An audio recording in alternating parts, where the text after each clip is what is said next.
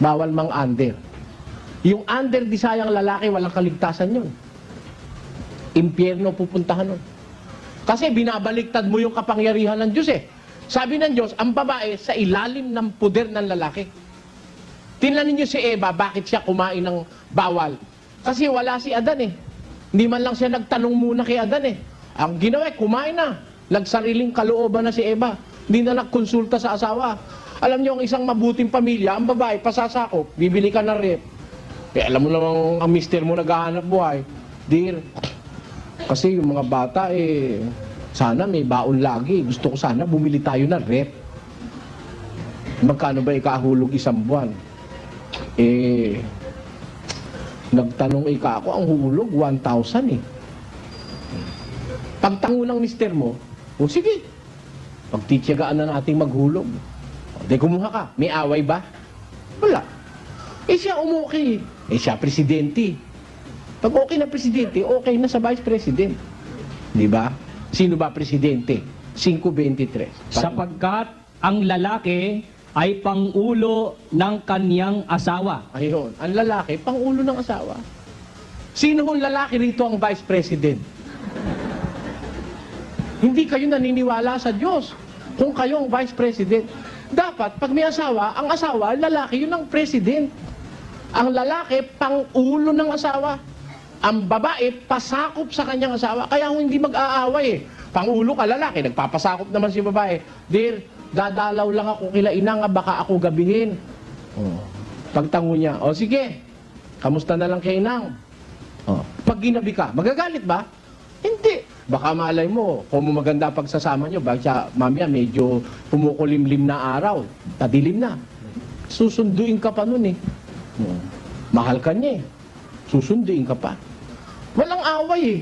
Kaya lang nag-aaway kasi hindi kung lumalakad sa riles, tindan nyo yung tren. Pag nasa riles, may banggaan ba? Wala. Basta nasa riles ang tren. Pag nadiskaril yung isa, magbabanggaan. Pag nawala sa riles, may rilis po ang babae, may rilis din ang lalaki. Parehong makakalakad kayo, smooth na hindi madidisgrasya ang kahit na sino. Eh ngayon, bakit may disgrasya? Na-disgrasya yung mga anak, napabayaan, naging drug addict. Napabayaan yung mga anak, naging sugarol, naging standby, naging palaboy na lansangan. Bakit? May hindi lumalakad sa rilis yung mag-asawa eh. Ha? Pag lalo na may mag-asawa ngayon, anak lang ng anak. Eh dear, 2 buwan na naman ika, hindi ako dinadatnan eh. Eh pakilan na ba ika yan? Sabi ng biyenan, 12 na inang eh. Tumang kasi kulas eh. Eh bet, ako lang may kasalanan niya, gusto mo rin naman. Gano'n ang mga dialogue. Alam ko na, tanda ko nang ito. Tapos, bahala na. Mas mabuti na ikayang marami. At marami tayong mapapagtrabaho. Ha? Meron magulang kaya nanganganak para pagtrabahuhin. Hindi maganda yun.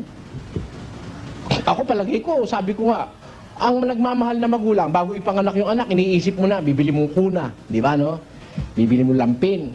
Eh ngayon, hindi na nga problema lampin, may diapers na eh, di ba, no? Yung mga disposable. Nung araw, malayo pa yung panganganak, yung lampin, pinuburdahan na yun eh, baby. Paglaki ka ng anak ko, papasok ko ka sa St. Agnes. O sa St. Mary. Pakukunin ko ng kurso. Yan, mga pangarap. Meron namang anak, meron namang magulang sa bandang Bicol. Ay, haplos yung tiyan ng asawa yung buntis eh. Kaya ito lalabas, are. Sana babae. Bakit naman ikaw babae gusto mo? Hindi maipasok sa kabaret. Ikaw naman ikaw. Nakakita mo. Doon kila kapatid na Dani sa Bicol, meron daw bayang ganon. Ang gustong anak babae, gagawin ballerina. Hindi ganun ang tama. Dapat, ang anak minamahal, hindi gagawing trabahador. Hindi lumalakad sa batas yung magulang, yung ina at saka yung ama. Pero kung tayo lalakad sa batas, sabi sa Biblia, ang babae pasasakop sa asawa. Yung asawa naman na pagpapasakupan mo, yung asawang nagpapasakop naman kay Kristo. May aral ng Diyos sa buhay, hindi ka naman aagrabyaduhin nun. At yan ho ang susunod natin pag-aaralan. Kung ano ang klase ng lalaking nararapat pagpasakupan ng babae. Pero dapat yung matandaan, ang babae, para ka mapabuti, unang-una susunod ka sa aral ng Diyos. Pasasakop ka sa iyong asawa. Sinong asawa yon? Aalamin po natin yan sa susunod nating pagkikita. Pero gusto ko ibalik ang ating pag-aaral sa inyong mga babae. Unang-una, ipinapayo ng Biblia yung kahinhinan sa ugali, sa pananamit. Tapos, alisin yung kadaldalan. Marami kasi madaldal eh. Ano pa? Pakinggan niyo sa Kolosas. Ang sabi sa isang babae, mga babae, pasakop kayo sa inyo-inyong asawa gaya ng nararapat sa Panginoon. At igalang, sige. At ang babae ay gumalang sa kanyang asawa. Kita nyo, si Abraham iginalang ni Sara, no? Tinawag niya pa si Abraham na Panginoon. Utos pala sa babae, gumalang sa lalaki. Bakit to? May babae, walang galang sa asawa. Walang galang. Kung sigawan nga kahit sino nakaharap. Hoy, Tulume, napakakapal ng pagmumukha mo. Hindi ka man lang makatulong sa bahay. Magsaing ka, umuwi ka nga, magsaing ka ron. Tigas ng pagmumukha mo talaga. Kaharap yung mga kaibigan. May galang ba sa asawa yon?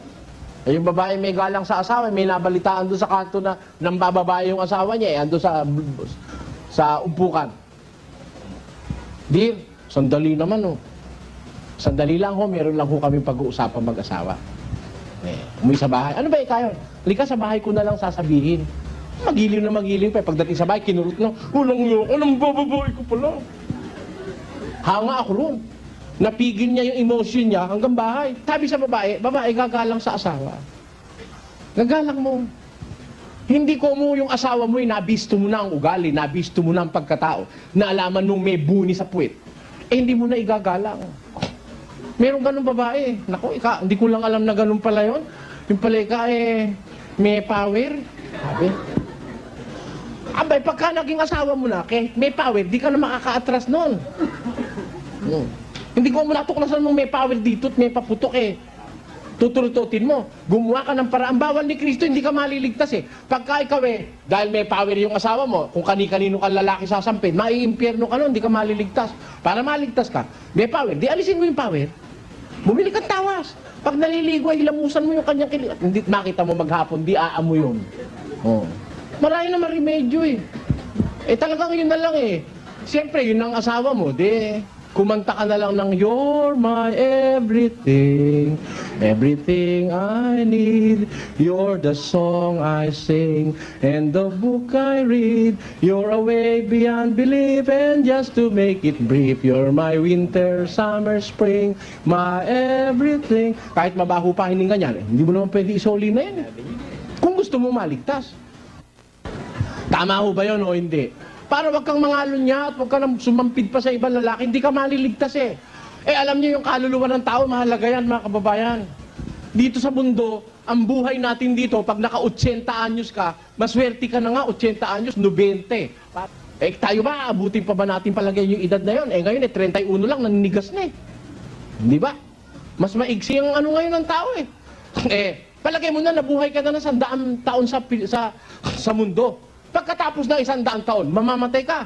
Pagkabuhay na maguli, doon sa walang hanggang buhay, kung mapahama ka, hindi ka ba naaawa sa kaluluwa mo noon? Paparusahan ka sa impyerno habang panahon? Kaya kailangan, dito pa lang maghahanda na tayo. Ang matalinong tao, hindi ang pinaghahandaan yung ngayon lang, pati bukas kinukonsider noon. Yun ang matalinong tao. Pati yung bukas, he is prepared for the future. He is not prepared only for this day. Bakit? Yung future, mas maraming challenges na hinaharap ka kung ang iisipin mo lang ngayon, basta makakain ka ngayon, ubos-ubos biyaya. Sabi ng Tagalog, mamayang konti nakatunganga. Mga kapatid na babae, gusto niyong maging dapat sa Diyos, huwag niyong kakalimutan. Pangunahing aral sa babae, maging mahinhin. Ugali, pananamit, pakikisama, mahinhin. Pagkatapos, pasakop sa asawa. Igalang ang asawa. Tapos, gumawa ng mabuti sa lahat ng araw ng kanyang buhay.